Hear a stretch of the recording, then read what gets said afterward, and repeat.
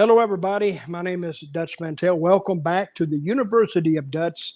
That's been on a small hiatus, shall we say, in the recent months. Joining me today is my co-host, Dr. John. Dr. John, how are you? Very good. How you doing, Dirty Dutch? Good to see you Have again. you wrote any good prescriptions lately? Oh yeah, No, you know it. have you? But anyway, the purpose of this University of Dutch. And as you know, John, I used to call this down and dirty with Dutch, Yep. Remember that? which which was the guy who kind of called up an attorney and says, "Hey, I'm doing a show called Down and Dirty, and I don't want Dutch using it." So he contacted me, and I was on another podcast provider, and the guy said, "Well, I don't want any trouble. It'd be better if you just change it." So I changed it to the University of Dutch, but I don't know if the guy if he had legal standing to even claim that. Down and dirty, that's a common phrase. Yep. You You should have can't. called Jerry McDivitt. If he would have let you know. Well, I should have called. Yeah, I should have, or I should have called. What's Cornette's lawyer's name? Stephen P. New. Yeah, I should have called him. See, he would take it probably. Yeah. Yep. But anyway, so what I'm gonna be doing here is I've been getting a lot, and John has too, I assume, a lot of TNA questions. Yep. And TNA has kind of come back to the forefront with the rise of AEW lately. And I'm trying to compare the two.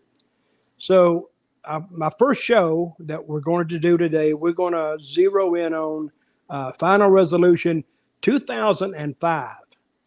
And my overall thoughts about this show and watching it back, because I was there when it happened, but sometimes your memory fades. But if you watch it back, this was a good show. This was a really, really good show. But if you read it back in the day, if you read Dave Meltzer, oh, this is wrong and that's wrong and blah, blah, blah, and everything was wrong with it. And that's what we were getting. And I was on the creative team. It was me and Vince Russo, and at times Jim Cornette. And he wasn't really on the creative team. He was on the production team. He's one of the agents. And Jeff and Vince and maybe a couple more. But all we heard was the Meltzer didn't like the show. I said, I don't give a crap what Meltzer likes. But this was my main peeve about TNA. And John, when you sent me the rundown on it, Yep. You put in there the buy rate. Yes. How did you find the buy rate? So a few sites that I go to, they have it listed, but they're not like definite in stone buy rate. So it's almost more of like an estimate. So this one was estimated at only 20,000 buys, but it was like a lot of them were estimated around that amount. How do you find the actual amount? I don't know, because I guess Dixie never revealed them, right? No, she never did. She never did. And when I read 20,000, I was thinking, oh, where did John get this information? But because we never got it. This is what we got. After the pay-per-view, of course, you don't know the final numbers till about three weeks later, probably. You'll know what the final numbers are going to look like. But we never got final numbers in TNA. Never. Because was she keeping them a secret? I guess. You're talking about stuff getting hacked into. Well, I'm going to tell you what, those TNA buy rates, nobody could have hacked into them because she put them in the safe, I guess, and nobody could find out. She would come in and we'd ask her, Jeff or me or Vince, what did the last pay-per-view do? Because we need to know that. We need to know exactly what it did, because then we got to figure out, well, what did the people like the most that they would actually spend money on taking this pay-per-view? But we never could get an actual number. She'd say, well, it's 10% over the last time. Well, we didn't get a buy rate of the last time. Right. How did you figure that out? Hey, yeah, we could have had 100 buys and 10% better. Well, we had 110 buys. See, it's just useless information, but we never could get an accurate buy rate from Dixie. I don't know why, but she'd never give it up. And it was her, basically, it was her company. So if she didn't want to give it up, I don't know, she didn't have to give it up. But, and I think about this time in 2005, a lot of people may not know this. And if you do know it, you may have forgotten it. Dusty Rhodes was the booker. And a lot of these shows you see are a lot better in person than what they sounded like when creative was putting them on paper. Because Dusty, and I think Dusty, he did this in another place. He did it when he was with Charlotte territory. But he would write the card down and give them to J.J. Dillon and say, hey, book the rest of them. Right. Because I think Dusty just wanted to book the last 3 matches. And he didn't want to be concerned with the underneath, we could call the underneath matches. And I don't blame him for that, because we could have handled that, because you're not really working big angles. You're not really, you're just doing matches. So, and I was figuring today, how many matches have I ever seen live in my career? How many would you say, John? Thousands upon thousands. Yes. I would say I used to say 10,000. No, it's a lot more than that. I just refigured it in my head. It's probably more like 30,000. Right. That I have seen. I mean, not all the way through, but that I have been exposed to 30,000 matches, either on TV or in house shows, that I didn't necessarily pay really rapt attention to what was going on, but I was there for it. So for this show, if Dusty's booking it, what's your role and what's like Russo and what's Jeff doing creatively? No, we were like agents. We were producing the matches. Oh, okay. It's what we were doing. And he gave you the finishes? No. Oh, he didn't? Okay. Nah, we just... he may have, but I think we come up with most of them. He just booked the card. Because Dusty he wasn't one to... And I respect his wrestling knowledge, but he didn't want to sit in an office and throw ideas or compare ideas for hours and hours and hours. Guess what? That makes 2 of us, because I didn't want to do it either. See, when I booked Puerto Rico, I just wrote the card down, come up with the finishes, and I'd say I'll get the rest of it Saturday night when we did the TV. And that's what I did. I didn't cast it. I didn't say, well, what do you think of this? And what do you think of doing that? And I mean, after a while, after you hear so much, and I've been on some creative teams, and I always heard it's the curse of a creative committee, is that usually sometimes the first idea is the best idea, but when it goes around the table, goes around the committee to get all their yays or nays, or what do you think about this, or but, and all that kind of stuff, the whole angle changes. I've seen an angle start with 2 guys, go around the table, and when it comes back, it's totally changed around it, and not even the 2 guys are in the same match. It's better off just having one booker.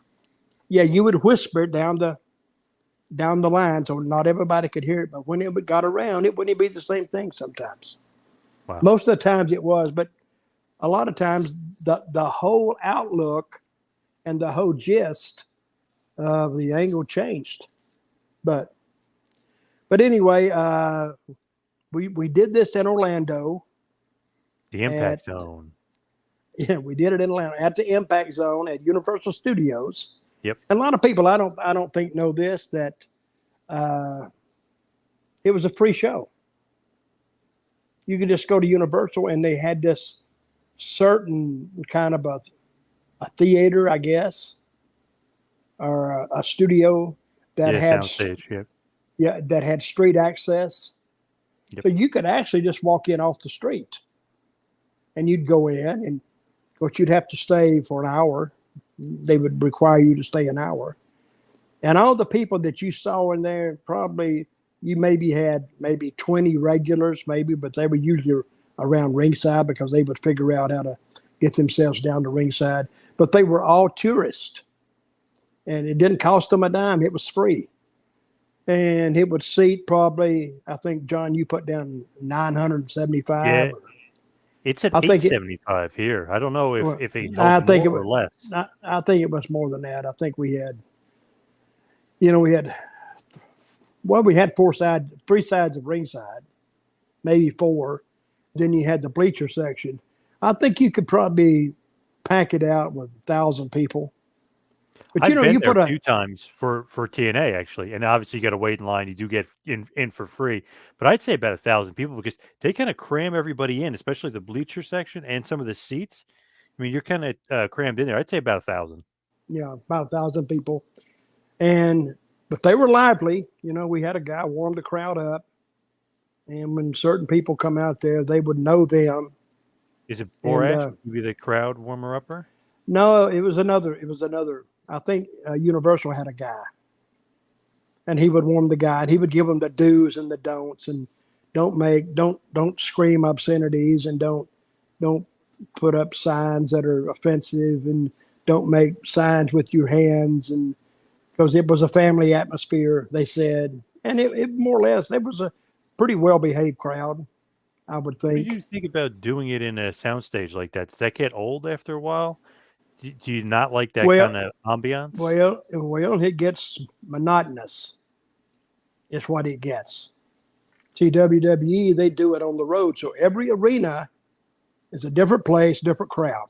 Yep. And that's why they go some places the crowds are deader than hell. And we've been in Orlando, they would be dead. And then on some occasions, they acted like they're all high on cocaine. They just screaming. Yeah. That is crazy. But it does get kind of monotonous because you're going and you're seeing the same people, and you're seeing the same arena and the same setup. And after a while, and that's why sometimes these things, I call it, they just blur together because they take on a life of their own, and you can't separate. This is Final Resolution 205. So when you said, what did you say? Something 206, another, what, AMW was on a match, or? Oh, Turning Point 04. Yeah, Yeah, from the see, same venue. Yeah.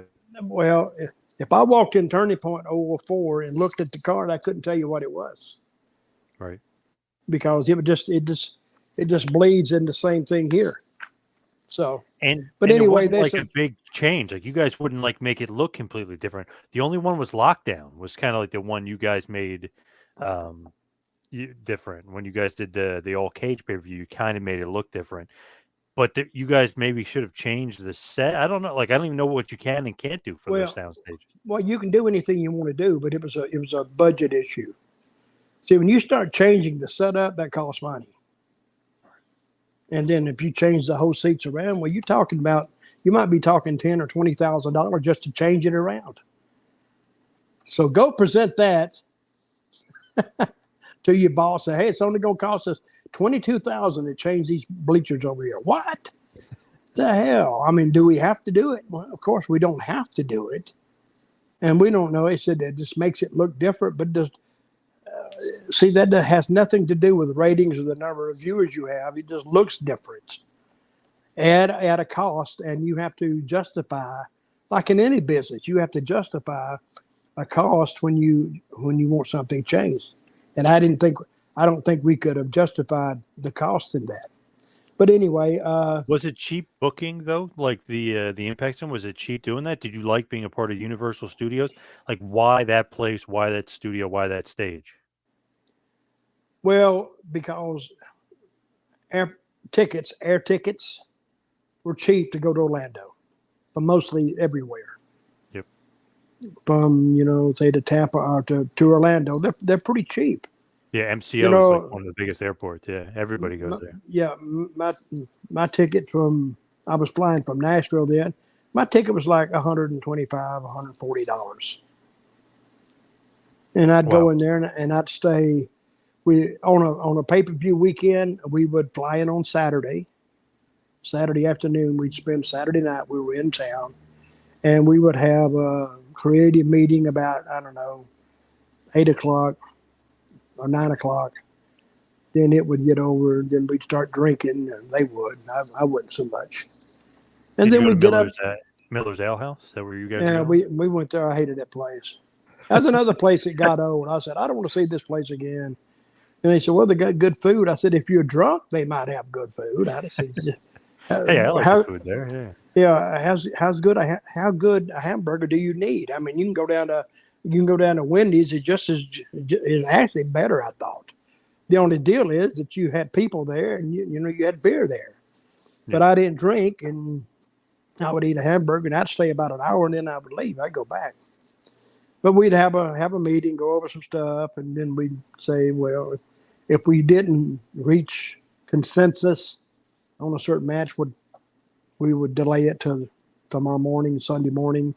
Then we go over there, and we would meet over there about, I don't know, about 2 o'clock in the afternoon, and that's when our creative meeting, production meeting would start. And at a production meeting, for the people that don't know what that is, that's when you brought the whole creative team around. We all sat around a table, and your announcers, and your cameramen, and your referees, and if there was anything that they needed to know, and the sound guys, we would bring them around and say, well, this is what we're going to do in this first match.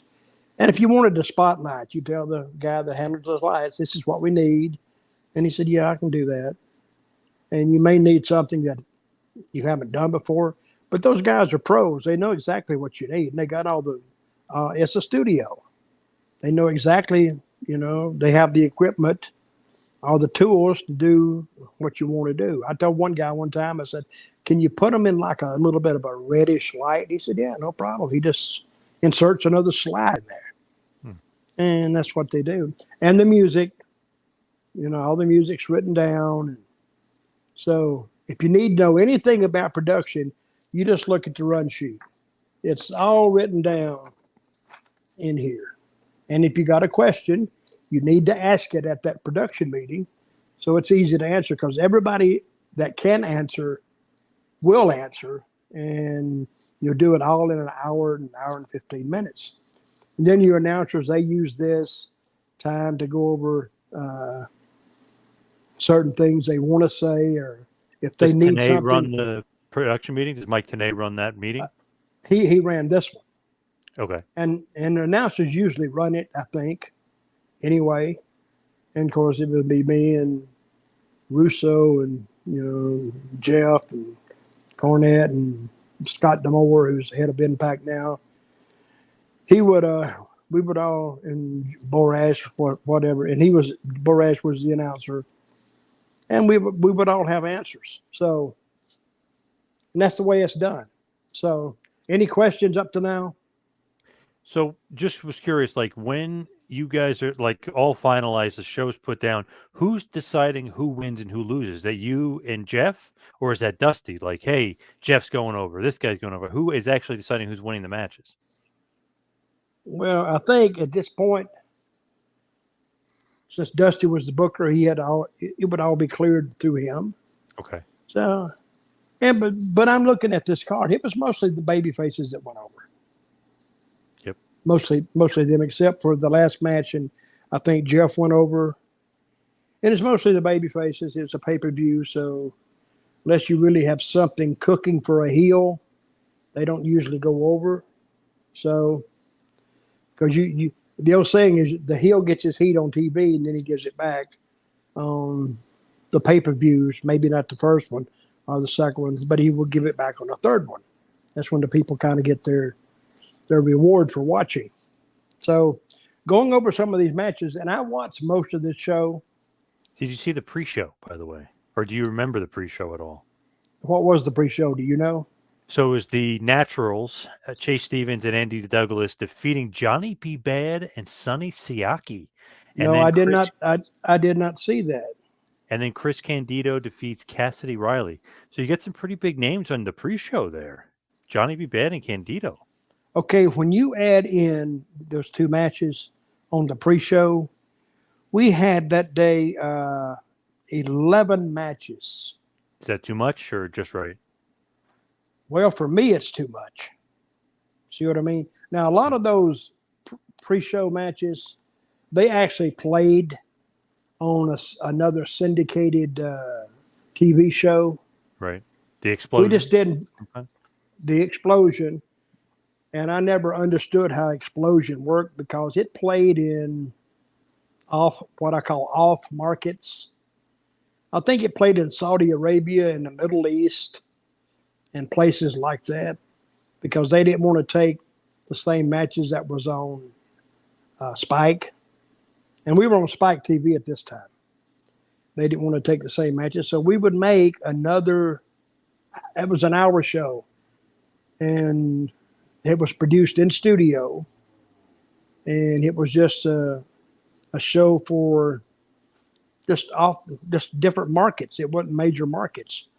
But they tell me that it was a money-making operation because it cost them almost not zero to make it, but it would probably cost them under $10,000 to just make the show.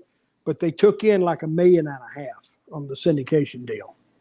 Wow. Which is not a bad deal. But if you try to put that up against what Vince does, it's not even a drop in the bucket. Nope. But for TNA at the time, it was good. And at TV at the time on Spike, it wasn't damn burning the ratings doors down, but it was growing. And I think at this time we were doing about a 1 rating, which sounds like as low as you can go. No, you can go lower than a 1. You can go to a 0.01. That's when it's as ask low. AEW. Right now they're pretty bad, pretty low. So what are they doing now? They're doing 500,000-600,000, aren't they? And They sometimes $1 million, a million on Dynamite. Yep, they just did $1 That's million. good. Yep, that's good. But I have other thoughts on wrestling going back to trying to do the numbers it did before. No, it'll never do that. First of all, this is going through a second, I call it a second revolution. You remember when they had all the WCW and WWE and the ratings went sky high. Yep. But then they started dropping lower and lower and lower because they just cascaded the market with wrestling. If you have too much, it's not going to do anything. It's like Monday Night Football when you have 2 teams that couldn't win. They couldn't win a damn amateur golf tournament, let alone a football game. and the ratings don't do well. So, but I didn't see the pre-show, but I did start the show, and it was a 3-live crew with Ron Killings and the Road Dogg and Conan taking on Christopher James, Michael Shane, and Kazarian. Good match. All these matches. Daniels. What did I say? You said Christopher James, but it's Christopher Daniels. Your old buddy, CD. I remember him. Christopher Daniels, Michael Shane, and Kazarian. Good match. And it went about 8 minutes. And, BG James, he did his intro, and then Conan did about a Reba La Raza, and he got that in, and then Killings did his dance, and they had a good match. What did you think of just the group together? Obviously, you got a black guy, Spanish guy, a white guy, but they all kind of have the same vibe. They do have good chemistry together. What do you think about those 3 together? Well, I like them together. The problem with 3-man teams is you have to find a 3-man team to match them. See what I mean? I mean Michael Hayes and Gordy, and when they were all together. And Buddy Jack, yep. Yeah, when they were together as a team. What were they called? The Fabulous Freebirds. The Freebirds, and then they had the song. Yep. They would go but they found the Von Erichs to bounce off of, and that went for years. Yep. and they had they had natural opponents. I don't know who 3 Live Crew's natural opponents would be, but and you got to also keep in mind that a lot of these guys were not experienced wrestlers. They'd wrestled a lot in the ring, but especially BG and Conan and all those guys, they'd wrestled for years in the ring. But a lot of these guys were just getting their taste of what it's like to be in an organized wrestling organization. And they did well. I will say that. I will say everything about who we used in TNA was they all worked very, very hard to get the people to enjoy the product. They did. So I have nothing to do with how much effort they spent getting their matches ready and then going out and performing those matches. It's a damn wonder somebody didn't get killed, some of the stuff they did. And the second match, we saw Alex Skipper, and he defeated Sanjay Dutt. And it says here 10 minutes and 12 seconds. Good match, too. These two guys. And this is what I'm talking about. Watching these matches, after you watch so many, one bleeds into the other. But in watching this, and I haven't seen it in a while, I began to appreciate a little more what the effort these guys put in. They busted their butts out there. And nothing wrong with that match. Then we had Dustin Rhodes against Kid Cash. And Kid Cash was a natural heel. I mean, he was probably the MJF of the day because he didn't care. He didn't give a crap. He'd go out there and he didn't mind being a heel. And he was a heel 24/7, even on the streets. And people didn't even know he was a wrestler. He was still a heel. People hated him because he had a way of talking to you. You just wanted to reach out and slap him. And that personality came across on screen. Did you like Kid Cash? No. Well, I guess you're really not supposed to like him, but he was a great worker, great hand. Yeah, he was. Great character. But I always came off like oh, this smarmy asshole. Oh, yeah. You wanted to slap him. Yeah. Yep. And he was great. So, but I think in Kid Cash's, I think he kind of believed in that gimmick too. And sometimes it bled over into his real dealings with people. Oh, really? He was a kind of a, I mean, that was backstage too. I mean, and if you said something, hey, what the, and said, oh man, I'm just kidding. You know, but he wasn't kidding. He was going to see how far he could go. It's not that he invented that character. That was Kid Cash. That was him. Because if you look at him, he's not a really big guy. And he had some nerve too. He had some balls too. So he'd back up sometimes what he said. And I'd heard that guys didn't like it. He'd just have a fight with them. So, but I liked him. Scrappy guy. Oh yeah, he was a good guy. And Dustin and Kid Cash, they had a good match. And then Dustin won, and then I think Kid Cash, he got him back or did something and beat him up after the match, and then he left. But Kid Cash actually left with more heat than what he come in with. Because even though he lost the match, that's the mark of a good heel. If you can beat a heel and they can leave the ring with more heat than they went in after you beat them, then that's the mark of a good heel. Yeah, that's what I call true heat. And now when I tell kids, this is a story that has nothing to do with the show. When I tell young wrestlers now, young guys trying to be heels about the heat that we used to get, they look at you like that. They don't believe you. Like, oh yeah. They say, oh yeah, boomer. Yeah, no, you got a lot of heat. The people try to kill you. I've heard it 1,000 times. Blah blah blah. But it's true. I mean, even before me, you know, especially in East Tennessee and in the Tennessee area, you know, guys would get cut with knives, and they would get hit upside the head with beer bottles. And that was in the arena. You remember Ole Anderson getting cut by, I think I was he was just going to mention that. a 77 or 80-year-old man in Greenville, South Carolina.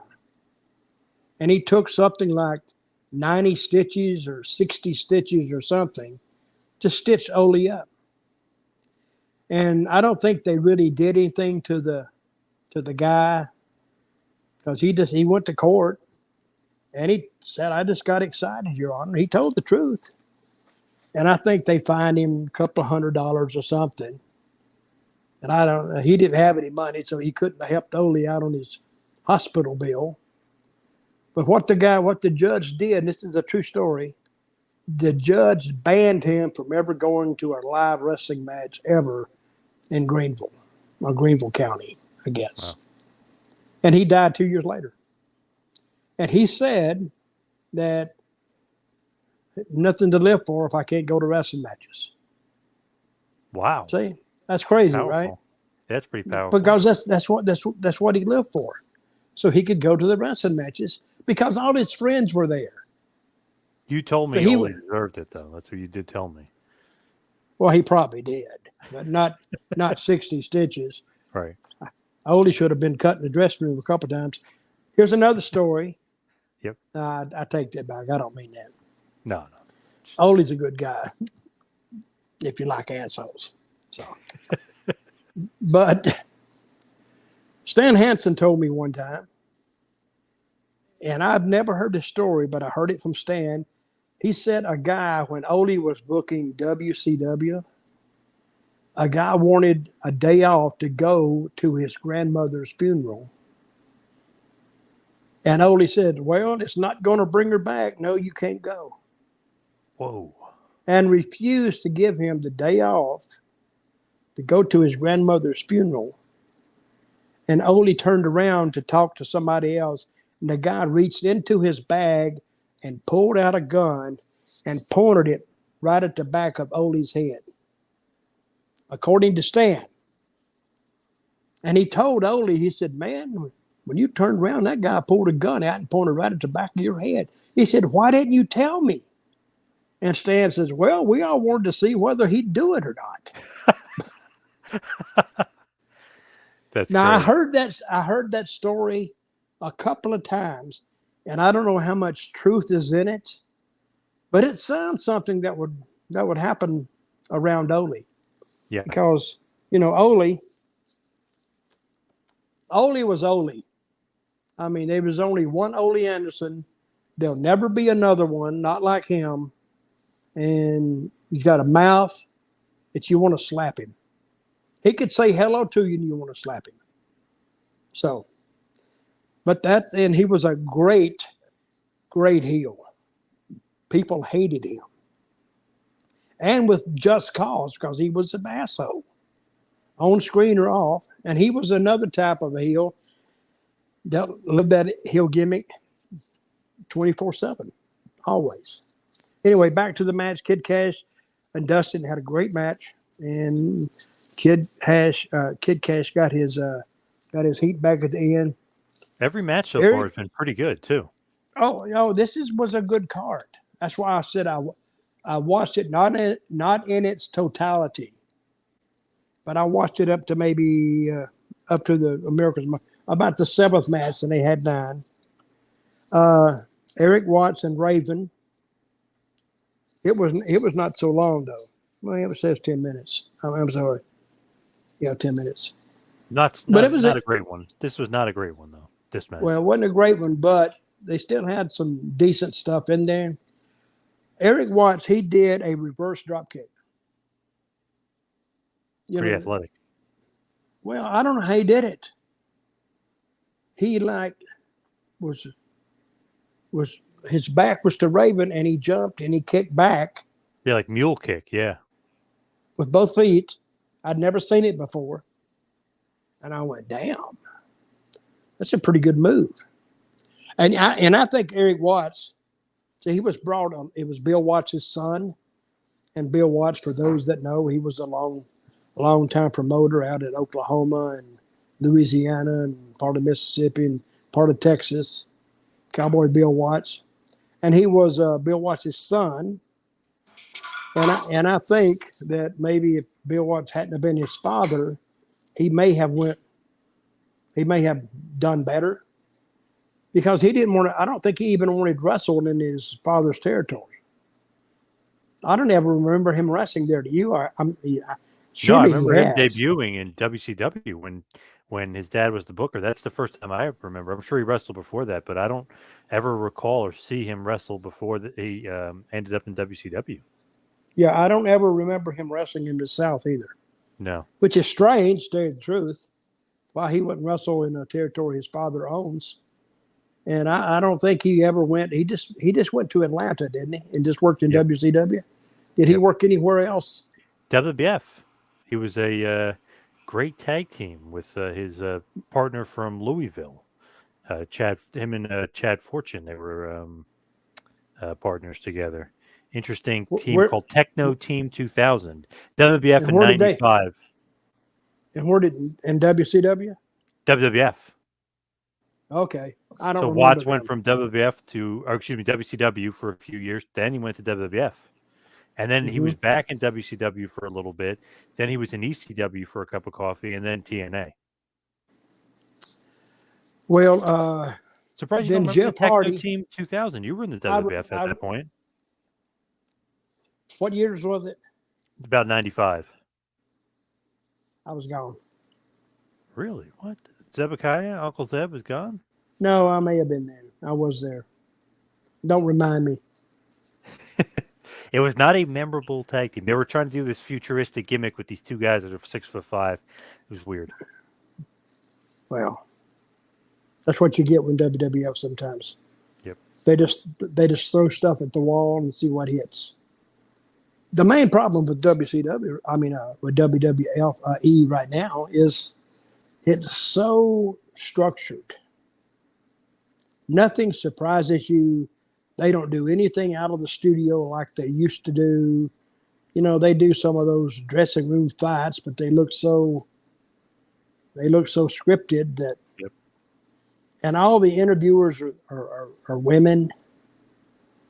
I don't know, and some of them are trying to be. You need something because, and I'm not saying I don't like it because I've been in the business. I don't like it because I don't think it looks right. Where are your guys? To me, if you're going to have diversity and all your backstage announcers are women, where is your diversity? You don't have any. So, I mean, half the population is male. I'd say have one male guy there or something. But, I mean, that's not going to help the ratings. I'm saying just for the optics, for looking at it. Anyway, the next match, Jeff Hardy. Before you go to Jeff Hardy, what was up with Eric Watts here? Like, were you guys giving him a push? Like, who liked him, and like, why Watts? Yeah. Why is he being Raven, this big name on pay-per-view? Well, I don't know.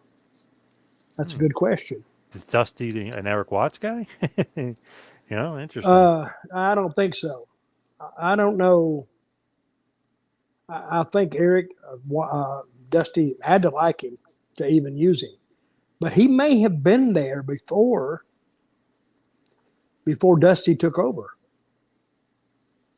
See, Dusty came in and we were using him for a while, and then all of a sudden, he got to talking to Dixie of what he could do.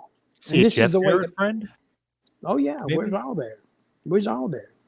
And then they hired Dusty and announced it, and Dusty wanted to get rid of all of us, except I guess I bitched and Jeff complained, and so did Russo. But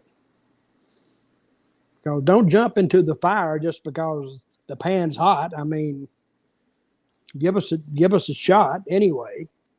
And are you a Dusty guy? Or you're not a Dusty guy? No, I'm not a Dusty guy. I was more on Jeff hired me the first time. And the reason Jeff hired me is because he went to Puerto Rico and he went I booked him on a Saturday night, and he looked out there in the stadium. There's 17,000 people sitting there. And then he come back and he said, "What the hell are you doing here?" So what do you mean? He says, "How'd you get that sellout?" I says, I don't know. I'm just working at it, I guess. I mean, I can't tell him how I got a damn sellout. I just got it because it was a nature. It was the vibe of the show. It was a good show. And he was saying, well, damn. And he was going to start a territory, a pay-per-view company in Nashville to compete with WWF at the time. And looking back on this card, I think they could have competed, but they couldn't compete on Spike, I don't think. And the WCW wars hadn't been over that long. And so people were trying to compare TNA, which I hated the name. That was Russo gave it the name.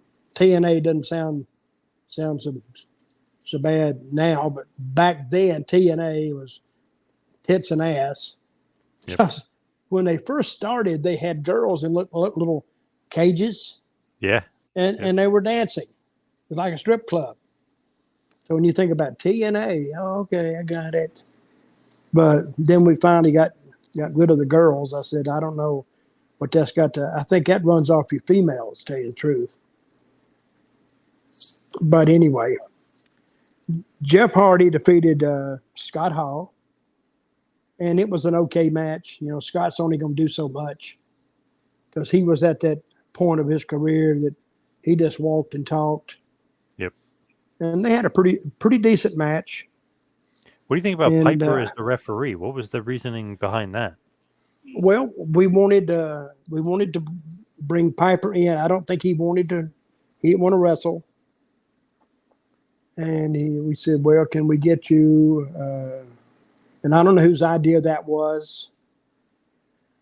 And I don't think he may have had one match there that I recall. He may have had more, but I don't think he ever wrestled on TV. I'm not sure of that. I'd have to go back and look. Did he ever wrestle on TV? But I don't think he wanted to wrestle. And, you know, he died in 2015. This was 2005. So at the time, I think Piper was 50 years old.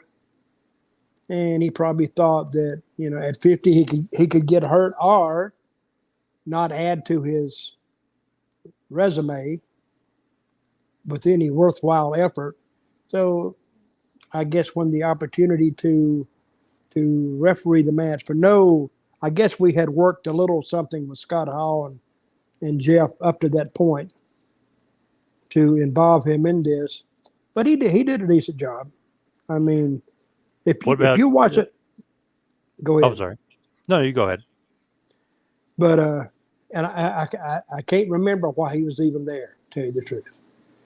So, but it's like if you're watching something, you just wait till it gets over and you just say, well, it was okay. Right. Instead of any major mess up. What was your question? What did you think of Jeff Hardy at this point? Because he's in WWE.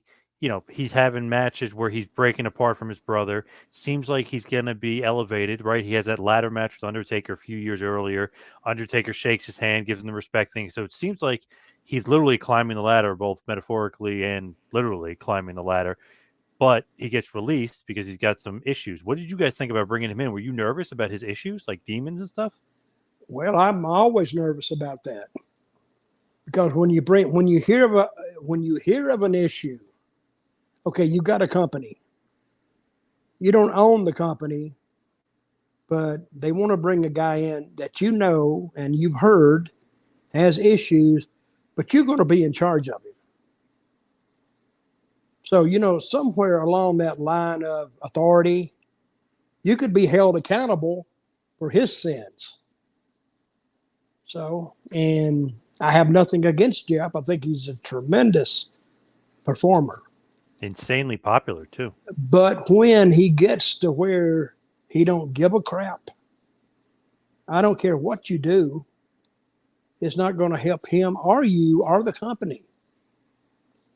Now, one time we were looking for him at Universal, and we couldn't find him.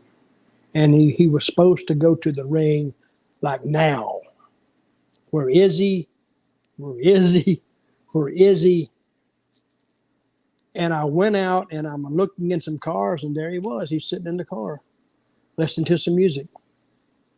Was he And I awake? said, yeah, he was awake. And he was, I don't know what he was doing in the car, but I didn't see him do anything. But I said, go to the ring now. And he got up, and it took him a while, but he finally got to the ring. Then everybody was screaming, where was he? Where was he? I said, well, Wow. you ought to be thanking me for finding him. Not where Yeah. was he, but Did I he even found care? him. He didn't give a crap. His issues had come back to light. So, when WWE got rid of him, I mean, they were still WWF then, I think. When they got rid of him, they didn't give him a 90-day release or nothing. They just told him to go and released him totally. So when he left, I think he appeared at Impact within the next couple of weeks. No 90 days clause or nothing. They just let him go. Because I think they were afraid they were going to have an attention incident that would bring a lot of media, that would bring a lot of adverse publicity to WWE. So they just let him go. So, but even here in this match, he still wasn't 100% then. I don't think Jeff's been 100% for several years up to then, and I don't know how he is now. Well, remember he just walked out on a house show not that long ago, so WWE released him on the spot, and now he's probably going to AEW soon. Well, good luck. Yeah. I don't see. I think AEW, it sounds good. Oh, we got Jeff Hardy. So Jeff Hardy does a Jeff Hardy, and then everybody's saying, well, and I don't think AEW will get any heat for it. I think people just say, well, that's Jeff. Yep. But if you work something big around him, which Impact has done, they did wrestle they did work a big match between him and Sting. You remember that? Yep. The match went about 3 minutes. Yep. And they had to wrap it up. Yeah, and Sting had to forcibly just pin him. Yeah. Yeah, it was not even good watching it. Uncomfortable. It was very uncomfortable. And I like Jeff. Jeff's a good guy. But hey, some people are good guys and they're their own worst enemy. And he was tremendously popular. He was much more popular than his brother by leaps and bounds. Yes, definitely. Let's go to the next match. Monty Brown versus Diamond Dallas Page and Kevin Nash. You know what I liked about this match? Because Diamond Dallas Page doubted Kevin Nash, not trying to screw him, and so they made a pact. and DDP, he did good on this. He said so, and Kevin says, "You don't touch me, and I don't touch you till Monty Brown's gone." And Diamond looked at him. He said, "You want me to trust you?" He said, yeah. I mean, no need to. So he says, "I got to see it to believe it." But so they had this like semi-pact. You don't touch me, and I don't touch you. So they were both taking turns on Monty. And then something happened, and then Kevin Nash, he got eliminated by throwing on the top rope. And then Monty went over.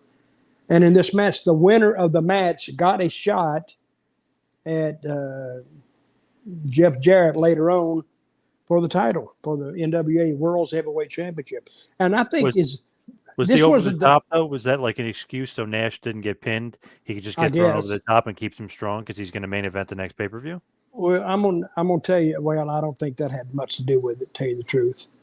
So you had some guys who come in, and I don't know if Nash was like this, or he could have been, but I know Booker T was kind of looking out for himself.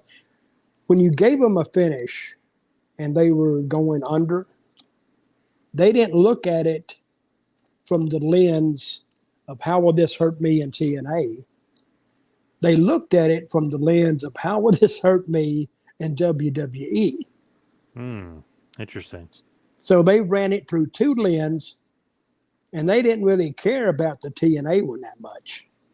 But the WWE one, because they all intended to go back.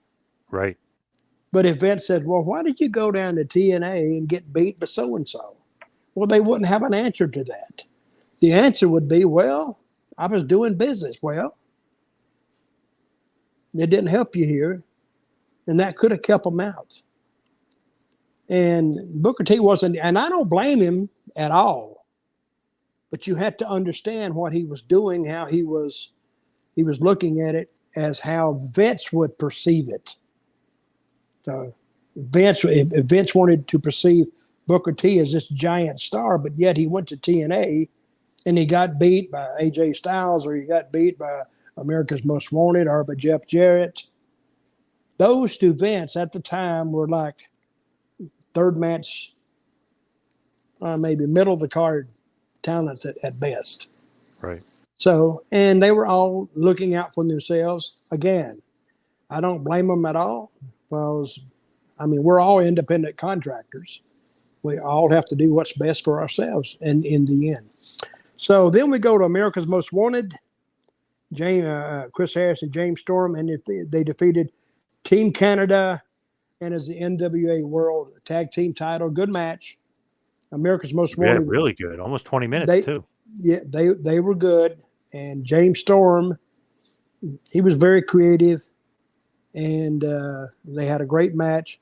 And I think James Storm was America's Most Wanted more than Chris Harris, because James Storm's got some personality. You know, sorry about your damn luck, and, you know, he's drinking beer, and he wanted to be a little bit like Stone Cold, and was getting there. But he was the guts of America's Most Wanted, and I enjoyed that team a lot. And I really like James Storm, because, and he's not done. I mean, he's still got gas in the tank. He can still go. You know, he's doing movies now. Yeah. Which is good. And he's a realtor. You know, he's a realtor in Nashville. Yeah, I saw that. Interesting. And doing very well, because you know, the real estate market's hot everywhere, and in Nashville it's on fire. So, but he's doing well. Then AJ Styles defeated Petey Williams in the X Division Championship in Ultimate X. Petey Williams was probably one of my favorites of Team Canada. He did that Canadian Brainbuster. Canadian Destroyer. Yep. Canadian Destroyer. And I could tell AJ, even at that time, he had actually experience beyond his years. I don't know how long he'd been in the business, but he was a natural, because he saw more of the wrestling ring than, he's like a quarterback. He could see the field before anybody else could see it. And I don't know if that makes sense in this, but I saw him in a tables match. Yeah, that's what he was. And I saw him, and you don't see a lot of guys that are green at doing this. He went up to go through the table, but he kicked the table over on the way up. Like the guy was going to get in there, and the table's not there. So that made the guy pause. Then he'd have to get him closer to the table. Yep.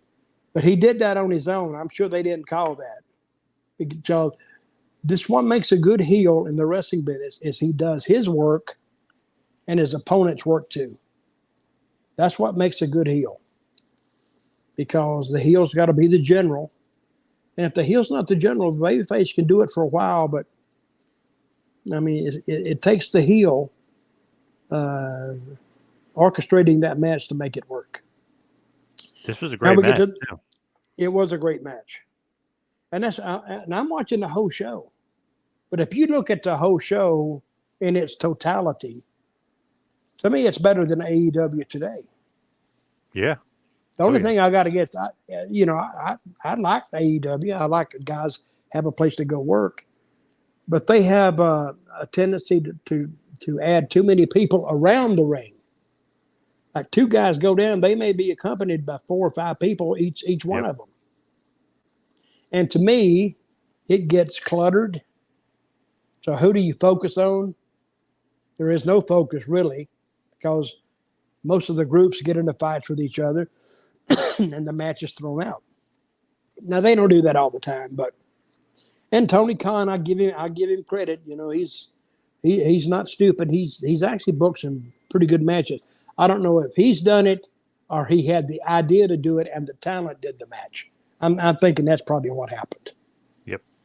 Especially with the match between Bryan Danielson and who did he go with? Hangman Page? Yep. Adam Page. They went an hour, didn't they? Yes. Yep. Hour draw. That takes a lot of confidence to go an hour. You know, I went an hour in my first year in the business. Oh, yeah. With a guy called Ted Oates, we went an hour. And I'm thinking, what the hell are we going to do for an hour? Right. Yep. But I had worked with this guy so many times. We didn't sit down in the dressing room and do this, do this, do this, do this. We just went out there and made it up on the spot. I think that's what guys have trouble doing today, because they have to sit down and digest it, where they want to go with it, what they can do. And of course, they have to study the crowd. They have to know the crowd, what they're going to pop to. But I'm thinking, we never used to do that, and it would still get over. But I guess the booker had confidence in it. The booker was Tom Ernesto. He was one of the original Assassins. Remember the Assassins? Jody Hamilton and Tom Ernesto. Oh, yeah. Yeah, and they were the Bolos, too, at one time. And you're part of the country, I think. Where do you live now? Asbury Park, New Jersey. Not that far north. Yeah, they were Atlanta, right? No, and maybe in Atlanta, but before that, in the Mid-Atlantic territory. Charlotte. Oh, okay. They were there, and they drew tons and tons and tons of money.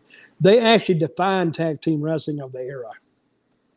And then the Anderson brothers carried it on from there, because they would work a strategy, and they would have the announcers tell fans they want to control their half of the ring.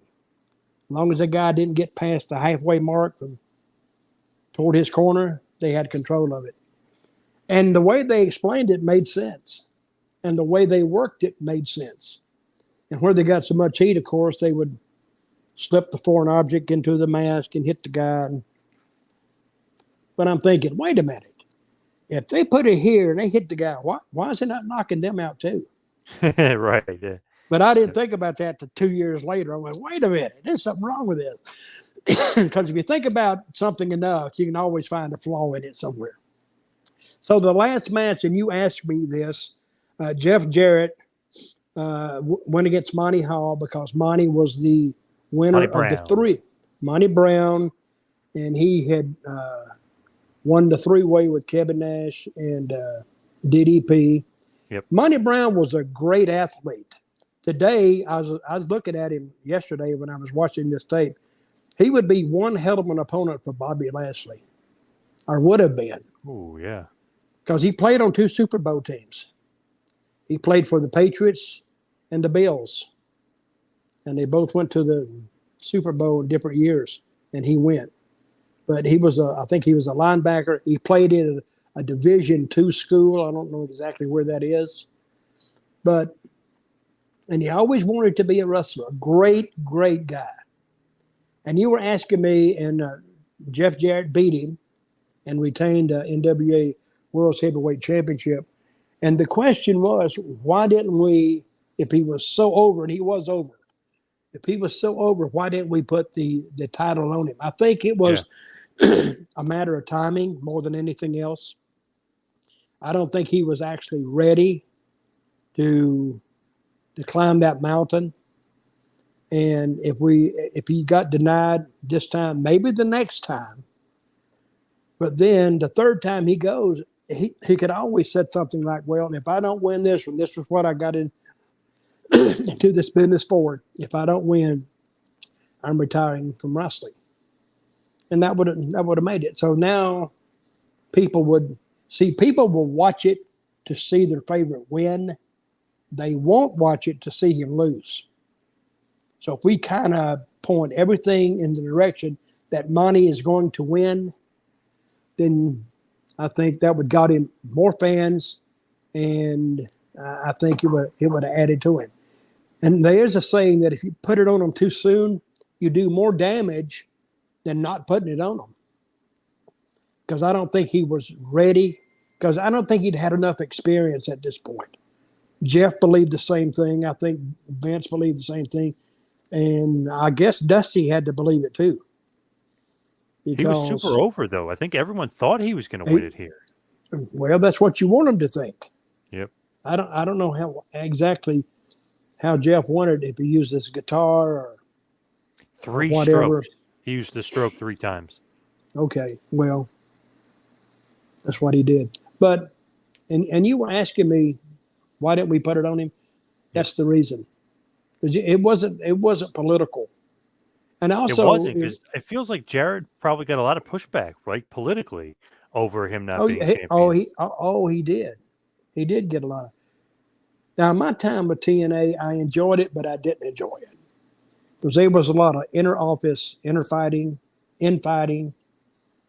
I mean, not screaming and hollering. It was just a disagreement of opinion. And Dixie, I liked her, but she was a Sally come lately to the wrestling business. She'd never been around it before. She'd have been around like some showbiz stuff. She'd been around that, but not like wrestling. Wrestling's not like showbiz. It's totally different. You're dealing with big physical men with egos, and you're not dealing with, say, a little ensemble of TV actors, say about 6.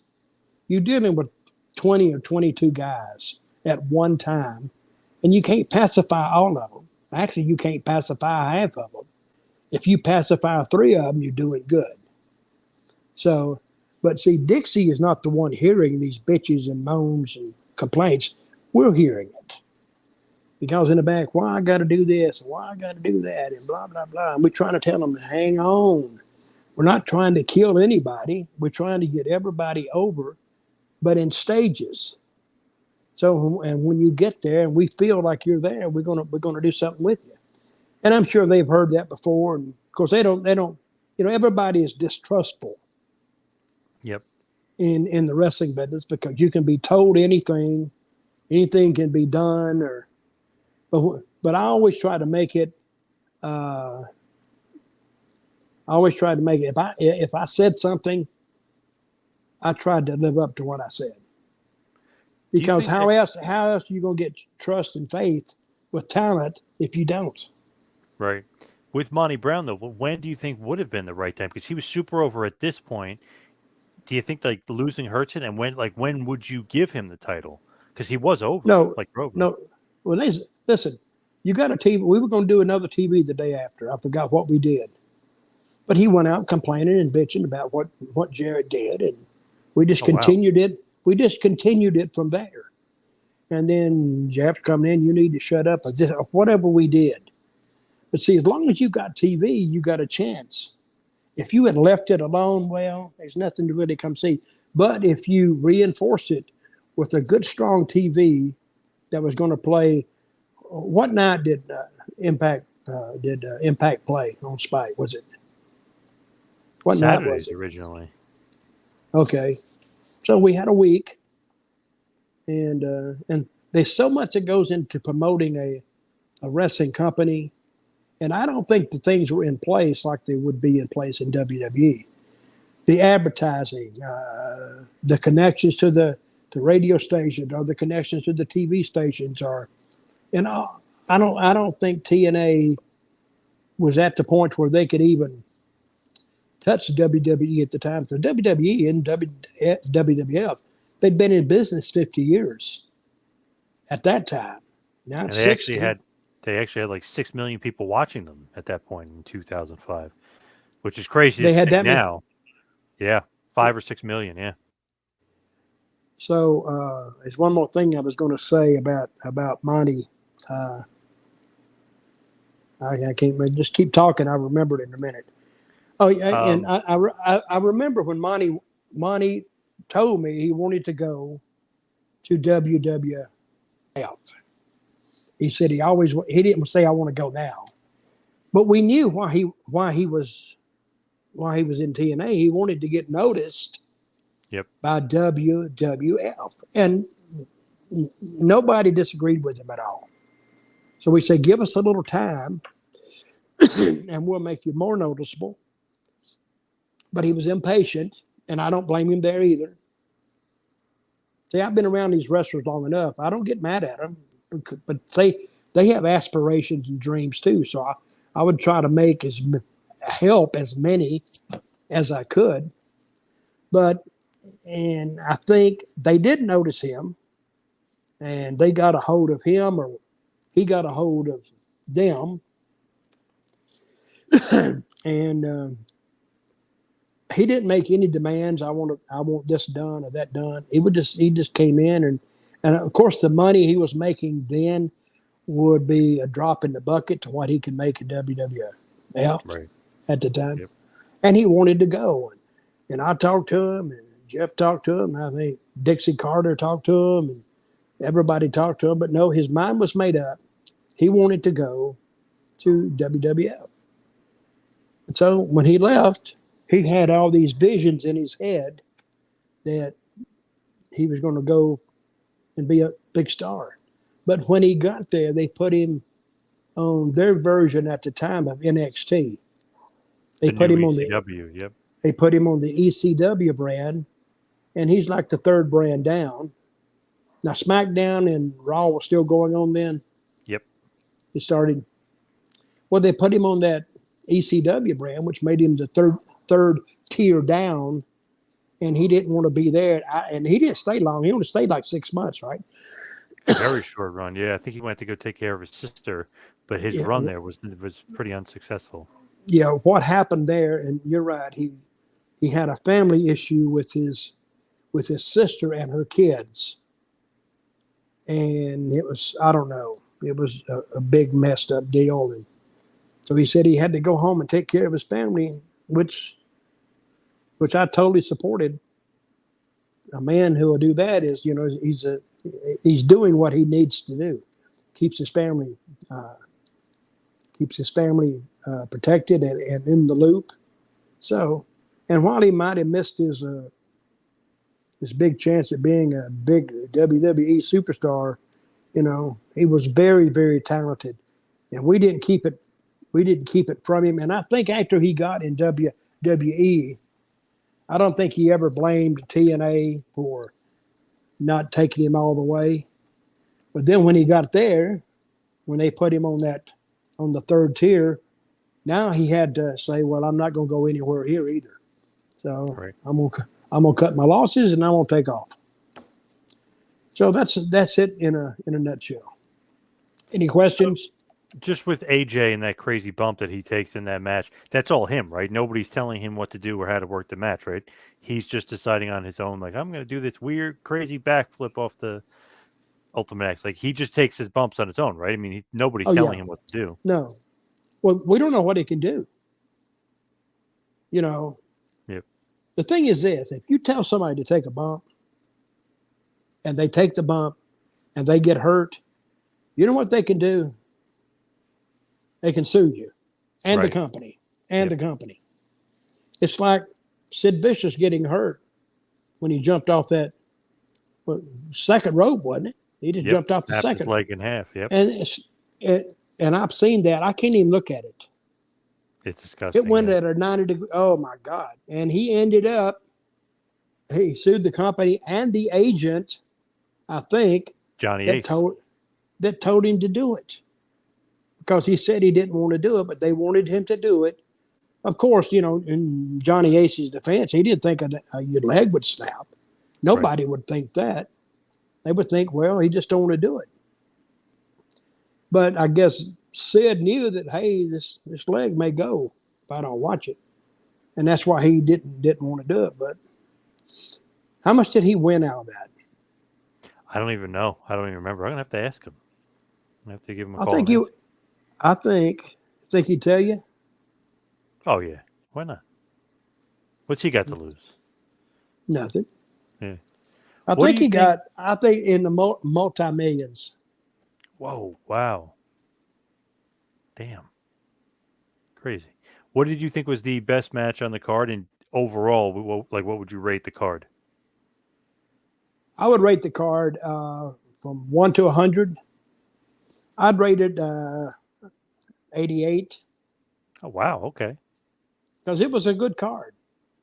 Now, if you're talking about the interest in it, that may have, I think you had the interest in the last couple of matches, Yep. but well, there's a lot of WWE cards I'm not interested in. I watch anyway. But who knows why? See, what do you think drew on this card? I don't know. Other Kind of than other than being a dyed in the wool wrestling fan. feel like AJ and Petey with Ultimate X. I feel like that was the big draw. Even though Jarrett's the champ, and maybe Monty Brown possibly winning the title, like those are the Yep. two draws. And I want you to notice something. There were no girls' matches on this card. Yes, good point. I forgot to bring that up. You're right. See, No, and you know why? why? Because Didn't have any. I hadn't invented it yet. Yeah, there's no Because I am knockouts yet. I Yeah. am nope, I invented the knockouts. Right. And on another University of Dutch, I'll tell that whole story Yes. how I brought up the idea and nobody wanted it. No And Jeff. Huh? No Russo. No. well, no, they didn't want it. But I'll tell the story. Yes. I'm not going to tell it now. Yeah, I was going to say because save it. We've got an hour and 10 minutes in, and it's a good time Yeah. to end it because I'm getting sleepy and Perfect. my TV show is on. What show? What are you watching? Oh, I watch a lot of things. I watched a show the other day. It's called Yellow Jacket. Have you ever On seen it? Showtime. Yeah, I've Yeah. seen the commercials for it because I think it was on after Dexter. I think. Yep. Dexter sucked. Oh, you didn't like it? Wow. I didn't like the last one. The last episode, a lot of people didn't And like. they killed Dexter. What the hell? I guess But that's the end of it. I think he made $20 million for that. Whoa, Jesus. But I think trying to do Dexter in a wooded rural area in New York or wherever it was, not the same as doing it in Miami. Yeah. Not Different that many vibe. murders in that little town he was in. Yep. And the people he were killing, everybody knew him. Yep. I don't know whose idea that was, but I don't think it was a wise one. But Yellow Jackets, I watched the end of that one. That's a crappy finish too. This is what I think. I think people have great ideas about these miniseries, but they don't know how to wrap it up. Hey, look at Lost.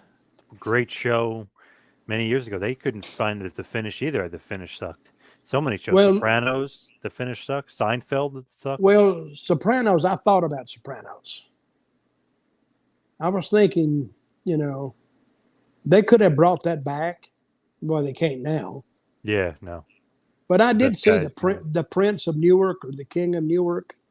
It was I didn't see about. it either. Well, it sucked. It wasn't even about Tony Soprano.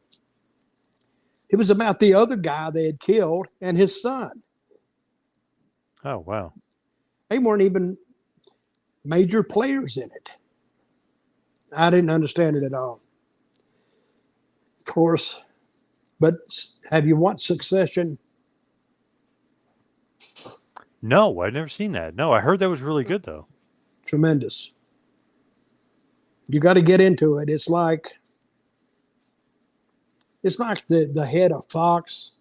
What's his name? Rupert The dad. Murdoch? Yep. It's almost a guy like him. He was from Scotland and he Oh, came to okay. America and he set up a publishing, broadcasting empire. And it was about his kids. He got 3 kids or 4 kids. And he's 80 years old and he's going to retire, but they want to know who's going to take over for the old man. It's the oldest story in the world. Who's going to take over? But Yep. they told us some really, really believable, good stuff there. So when you get into it, and I watched it one year, I'm saying, I don't know how they're going to get out of this one.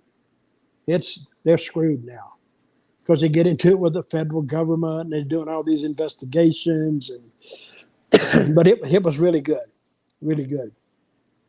And I tell you another one I didn't like to finish on was Game of Thrones. Yep.